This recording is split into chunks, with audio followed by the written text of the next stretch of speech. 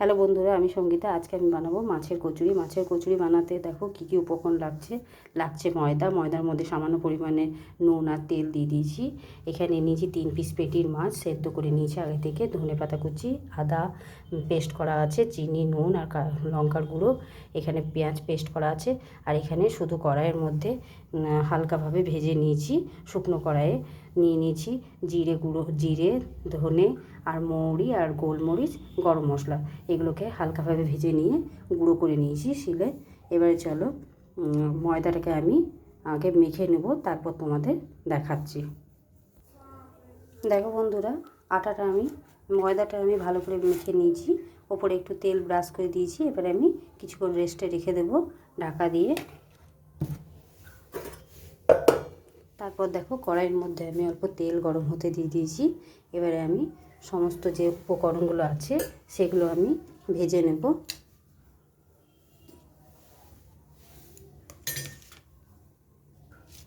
দেখো বন্ধুরা, কড়াইয়ের তেলটা আমার হালকা গরম হয়ে গেছে।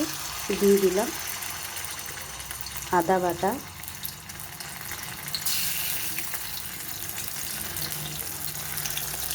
পেঁয়াজ পেস্ট করে রাখা ছিল সেটা দিয়ে দিলাম, নুন, সামান্য পরিমাণ চিনি আর লঙ্কার গুঁড়ো দিয়ে এবারে এটাকে ভালো করে মশলাটাকে একটু কষিয়ে নেব, যাতে কাঁচা গন্ধটা চলে যায়।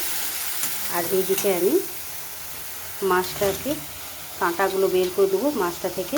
দিয়ে পরে আমি চটকে নিয়ে ওই মশলার মধ্যে দিয়ে মাছটা ভেজে নেব। তারপর তোমাদের আমি দেখাবো। দেখো বন্ধুরা, মাছ থেকে কাঁটাগুলো আলাদা করে দিলাম আর মাছটাকে খুব ভালো করে হাতে মেখে নিলাম। এবারে আমি এই সমস্ত মাছকে আমি কড়াইয়ের মধ্যে যে মশলাটা আছে সেটা ভালো মতন ভাজা হয়ে গেছে, দেখো ওর মধ্যে দিয়ে দেব। দিয়ে পরে আমি ভালো করে এই সেদ্ধ মাছটাকে মশলার সাথে আরও কিছুক্ষণ ভেজে নেব। তাহলে কাঁচা সেদ্ধ মাছটার গন্ধটাও চলে যাবে আর ভালোভাবে মশলার সাথে কষিয়ে নেওয়া যাবে। তারপর তোমাদের কাছে আবার ফিরে আসবো। দেখো বন্ধুরা, মশলার সাথে মাছটাও ভালো মতন ভাজা হয়ে গেছে। এবারে দিয়ে দেবো ধনেপাতা কুচোনোটা দিয়ে কিছুক্ষণ নেড়ে চেড়ে নেব। আর দিয়ে দেবো ওপর থেকে ভাজা মশলাটা।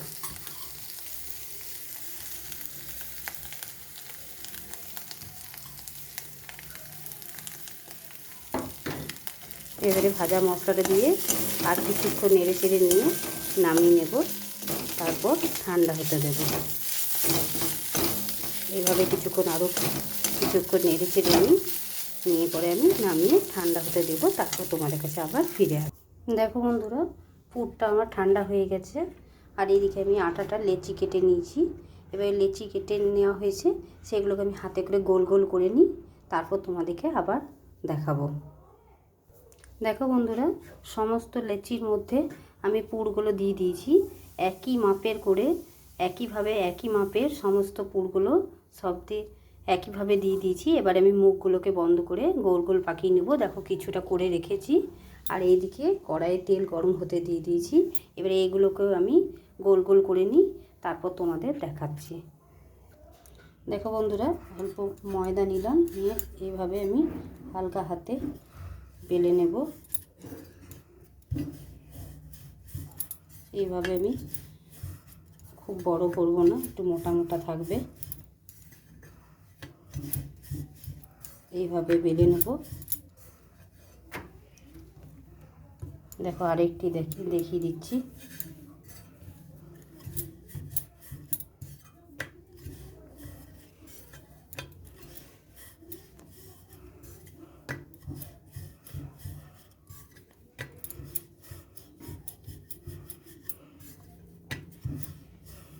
এইভাবে আমি প্রত্যেকটা বেলে নিয়ে তারপর তোমাদেরকে দেখাচ্ছি। দেখো বন্ধুরা, সমস্ত সব কিছু আমি বেলে নিয়েছি। এবারে আমি কড়াইয়ের মধ্যে গরম হয়ে গেছে তেল, দেখো খুব ভালোভাবে। এবারে আমি একে একে ছেড়ে নিয়ে ভেজে নেব।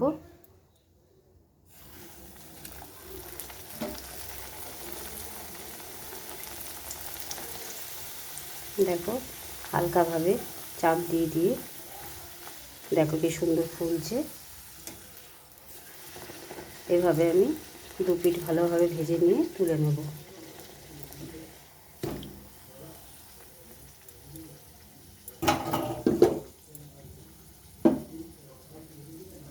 দেখো বন্ধুরা, দেখো একটা ভাজা হয়ে গেল আর কি সুন্দর ফুলেছে।